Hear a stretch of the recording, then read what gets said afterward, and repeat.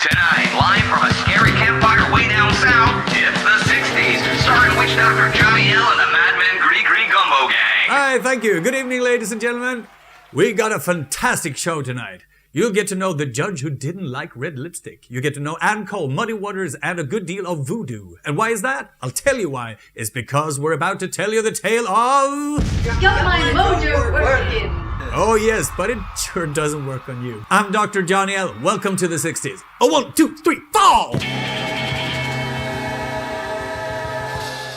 Yes, it's the 60s. Today featuring rhythm and blues classic Mojo Workin'. First made famous by Muddy Waters and then covered by virtually every 60s rock and roll band worth knowing anything about. I just lost my mojo. No, you didn't. It's right there. Oh, thank you. Yeah, baby. Really groovy. Yeah, very groovy. Can somebody remove his mojo again? Please? Oh, thank you, Horst. Now, the song, the artist, and the year should be easy. No, not that easy. For one thing, Muddy Waters did not write Mojo Working. Then who did, you may ask? Who wrote Mojo Working, Dr. L? Well, Mojo Working was written by Preston Red Foster, who's been described by music publisher Saul Rabinowitz as one of the shyest human beings I ever met. The song was recorded by Ann Cole in 1956, so some answers this early in the show. But what about Muddy Waters? Well, Ann Cole, the singer of the first recording of Mojo Working, went on tour with Muddy Waters and sang the song with his backing band, although it was unreleased. This in spite of Rabinowitz warning her, and lo and behold, Waters went to Leonard Chess of Chess Records and said he had written a new song. Waters recorded the song and it was released in 1957, the same week as Ann Cole's version. Now you may think that everything will go to hell, that Muddy Waters stole the song and the royalties for it. No. Leonard Chess signed for paying royalties to Rabinowitz, who in turn pays songwriter Foster. According to Rabinowitz, Foster makes $20,000 to $30,000 a year some 60 years after its release. Now that's some Mojo Working. But Mojo, now what is that actually? A sauce! Yes, a sauce. But there is another meaning to the word, one much creepier. Luckily, our Louisiana correspondent Little Miss Lonely knows everything about this. Little Miss Lonely, are you there? I am indeed. Great to be here, I guess. So where exactly is here? I'm in St. Louis Cemetery No. 1 in New Orleans, Louisiana, right beside the tomb of Marie Laveau. Oh, wow. Seen Scooby-Doo around? What? Never mind.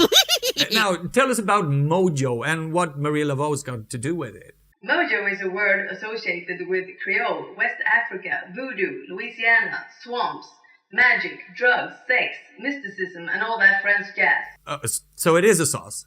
It seems that originally the word was used for physical objects with magic powers like rabbit's feet, four-leaf clovers, and hoodoo ashes, stuff that are mentioned in the Mojo Working lyrics. Later, the meaning of mojo turned into an ability, sex appeal, magic influence over people and such.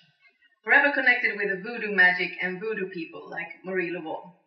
So it's a mystic cool word that mystic cool people want to be associated with? Exactly. Like Mr. Mojo Rising. Mr. Mojo who? It's an anagram for Jim Morrison. Ah, of course.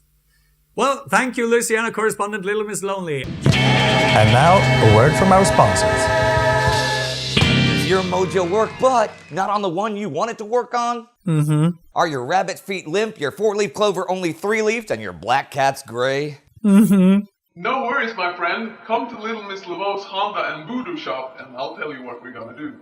Get your hands on a pair of rabbit crutches, or an artificial extra clover leaf, or Little Miss Laveau's extra special Gris-gris Black Magic Black Cat Black Dye, or Groovy Little Mojo bike.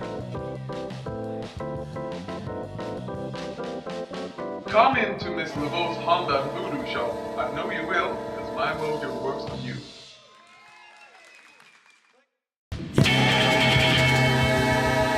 And we're back, ladies and gentlemen.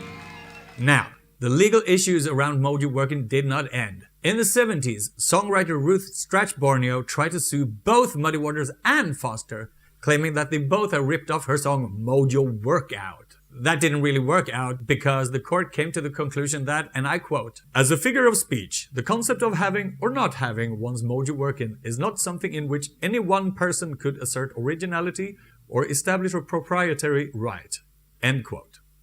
So again, relief and money in the pocket for Foster. So far, so good. But hey, what about Anne? Ann Cole, who does those amazing vocals on the record. Her version is by far the best of them all, and there are hundreds and hundreds of versions of it out there, so it says a lot. Well, Ann was born Cynthia Coleman in Newark, New Jersey. She toured with her vocal group the Coleman-Airs during the first half of the 50s before having hits on the R&B charts with Are You Satisfied, In the Chapel, Have Fun, and Don't Stop the Wedding. She was voted Most Promising New Female R&B Vocalist by Cashbox magazine in 1956. She sings with Fats Domino on his record When I See You and was asked to join the Benny Goodman Band.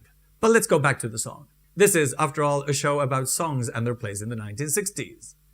And I'm telling you, this song has been recorded during the 60s by a bigger number of artists than there are bricks in the yellow brick road. Like Conway Twitty, Zombies, Manfred Mann, The Mojos, no way, Art Blakey, Electric Prunes, Hand Heat, and Paul Butterfield Blues Band, whose guitarist Elvin Bishop claims that if you were in Chicago in 1960, as I was, every blues band in Chicago played that tune. Oh, and there is a version by Bobby Darin when he does a harmonica solo and a xylophone solo.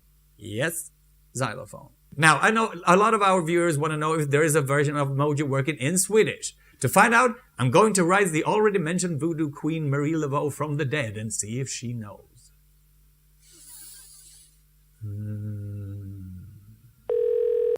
It's ringing.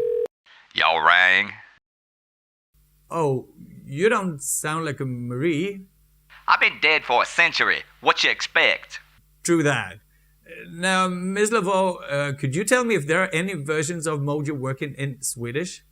It certainly does. By blues troll and later Sweden's most genuine reggae artist PEPS. PEPS recorded the song in English in 1968 and much later in 1997 in Swedish called Min troll moi funkar. There might even be a joke version of the song called Husmors gymnastik too, but that's a non-confirmed. What's Husmors gymnastik? Well, something like housewife workout. Right. Well, thank you, Ms. Laveau, for enlightening us on the matter. I hope all you viewers out there are satisfied with the answer to your question. Well, folks, time's up from the 60s. No, it's not. It's not? No, it's not. Hi, I'm Tex Madison from the Mad Men Band, and that's not important. What is important is whatever happened to the judge who didn't like the red lipstick. Now, Finally, we get to know something about the judge who didn't like red lipstick. No, we don't get to know something about the judge who didn't like We red don't lipstick. get to know anything about the judge who liked that. Okay, There sorry. is a judge who didn't like red lipstick who was involved in the story of Mojo working. Yes. This I know. Here's the thing. I can't actually remember where the judge who doesn't like red lipstick fits in the story. So if any of you out there have this information, please let us know in the comments. Okay? Okay. Thank you. Thank you, Tex. Ladies and gentlemen, our time's really up for today. But I'd like to thank our Louisiana correspondent, Little Miss Lonely, Tex Madison, the Madman Band, the Zombie of Marie Laveau, of course, our sponsor, Little Miss Laveau's Honda and Voodoo Shop, and our producers, Porter and Terrell Syndrome, Tinstream, and Megapixel. If there is anything else worth knowing about Mojo working that we haven't covered, or if there's anything else on your 60s mind, tell us in the comments. Listen to the Madman Band's version of Mojo working here, and listen to Ann Cole's original right here. Don't forget to subscribe, and remember, you're always welcome back to the 60s. See you soon. 1, 2, 3, 4!